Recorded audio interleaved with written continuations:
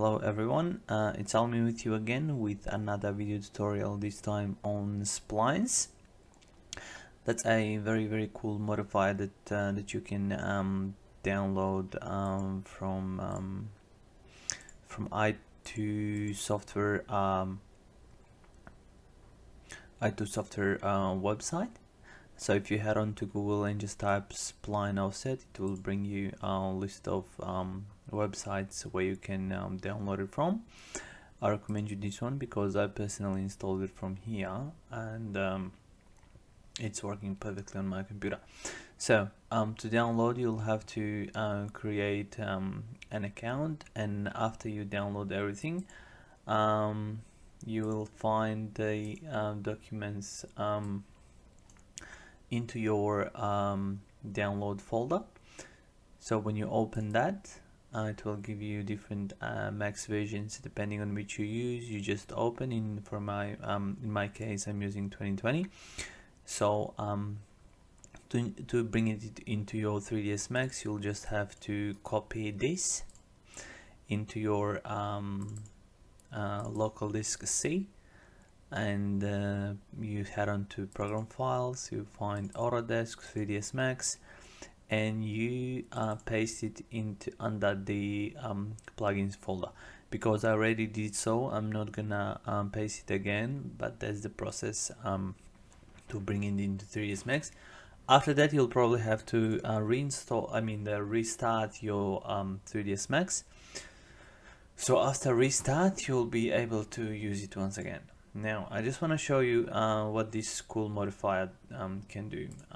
So if we, for example, create just a rectangle here, and if we head into modifiers list and we apply spline offset, we just scroll down to find this spline offset. There you go.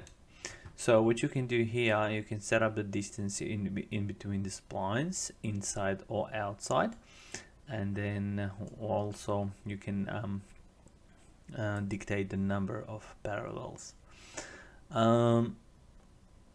Looks cool, but this one is even better. So you can actually tilt it up in any directions and create very different shapes. And for example, if you decide to apply extrude modifier onto this and to decrease this amount, this can be some kind of designer chair or something very cool, but we will just delete it for now, just to show you all the things you can do here. So it can be rotated as I explained. It can be moved into any direction, up or down. For example, if you want to create a pyramid, it's very easy to do so. So you just apply extrude modifier and it will give you the pyramid. Now you can anytime increase the number of parallels, which will make it look even more realistic.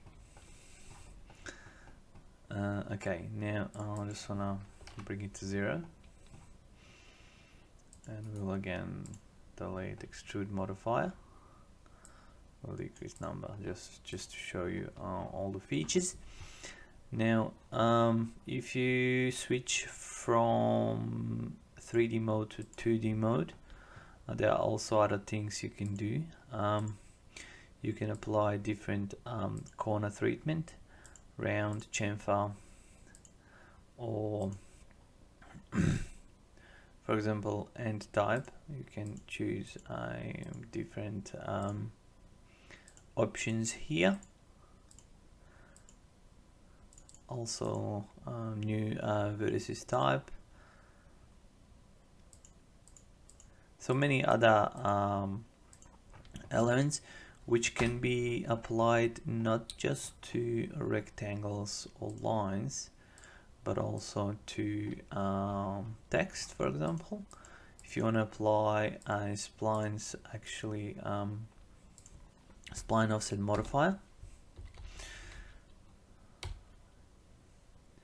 So spline offset, it can be applied to text also with the same characteristics. So you can set up all the distances, rotation, and everything else.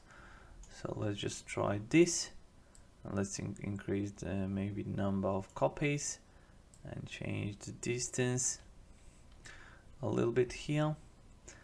And another thing we can do here is apply extrude modifier again,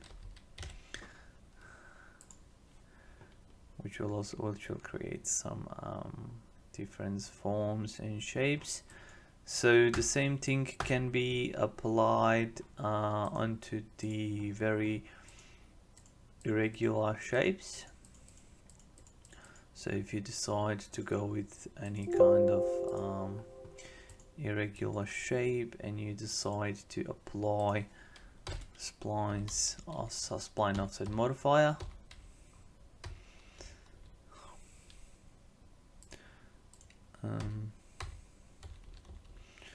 it's hard to find, isn't it?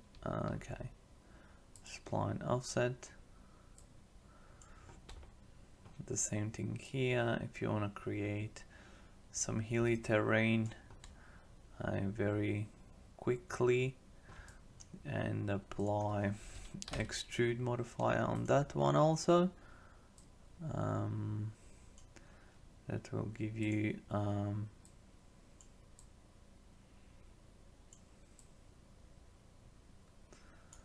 like very different very complex shapes can be created in a very short period of time. And if we, for example, want to put some kind of house in there, that's just an example, just showing you what everything that can be done with spline offset modifier. Okay, so thanks for watching this video, and I'll be with you very shortly with another one.